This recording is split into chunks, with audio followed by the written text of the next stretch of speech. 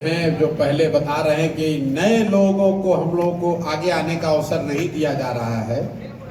ये हम लोग को सुनने को मिलता रहता है, इसीलिए अब ये व्यवस्था बनाई जा रही है कि हर महीने हर कैंप से 5 सबसे सक्रिय और बेहतर साथियों को सीधे हेडक्वार्टर के कैंप में मेरे साथ रहने का, काम करने का अवसर मिलेगा।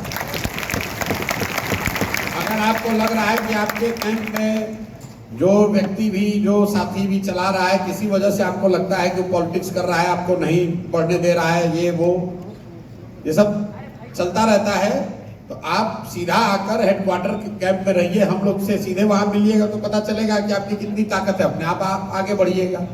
तो चिंता न करें। मैंने कहा अक्टूबर तक हम लोगों ने लक्ष्य रखा है वाहिनी का 5000 सदस्य, सक्रिय सदस्य, और उन 5000 सदस्यों में से कम 1500 से 2000 सदस्य किसी भी दिन हर कैंप में रहेंगे।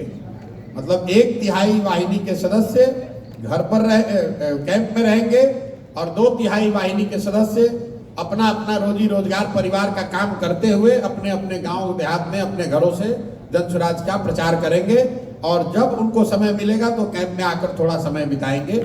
इसीलिए वाहिनी में जरूरत हर दिन 1500 वाहिनी सदस्यों की है, लेकिन 5000 सदस्यों का लक्ष्य रखा गया है कि जब अक्टूबर हो तो उस समय 5000 वाहिनी के सदस्य हो। जैसे आप एक्यूप्रेशर करते हैं तो वो कर पाए।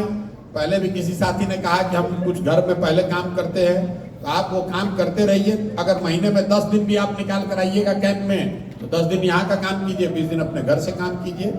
तो थोड़ा बहुत जहाँ पर भी इतने लोग रहेंगे तो आपस में खींचतान, वाद विवाद, मतभेद, काम कार्यशैली करने में कुछ कार्यशैली अलग अलग हो सकती है। थोड़ा बड़े लक्ष्य को ध्यान में रख के एक दूसरे के साथ रहना और काम करना सीखिए। और ये कोई आपके लिए नहीं है, हर जगह होता है। कैंप में जब हम लोग चलते हैं हर दूसरे दिन ये बैठ के मीटिंग करनी पड़ती है। किसी को काम करने का तरीका, किसी का आपको अच्छा लग सकता है, किसी को अच्छा नहीं लगेगा, लेकिन आप ये समझिए कि आप किसी कैंप के हेड के या किसी कैंप के सीनियर के लिए काम नहीं कर रहे हैं, आप अपने और अपने बच्चों के लिए काम कर रहे हैं। आप जन सुराज से जुड़े हुए हैं और किसी एक कैंप के स्थायी हिस्सा नहीं है। अगर आपको एक कैंप में अच्छा नहीं लग रहा है, दूसरे कैंप में चले जाइए। दूसरे में नहीं अच्छा लगता है, हेडक्वार्टर वाले में चले आइए, जहां हम रहते हैं वहां चले आइए। उसमें भी अच्छा नहीं लगता है तो अपने घर से रहकर काम कीजिए, कोई दिक्कत नहीं। आखिर के 2 सवाल की ताकत लगेगी तो 25 में पलटेंगे हम लोग की 30 में। फिर से बोलिए भाई, इतना लोग की ताकत है तो 25 में कि 30 में?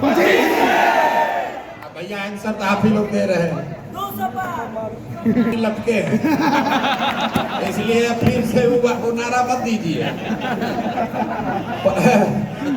25 में बिहार में नई व्यवस्था बननी है,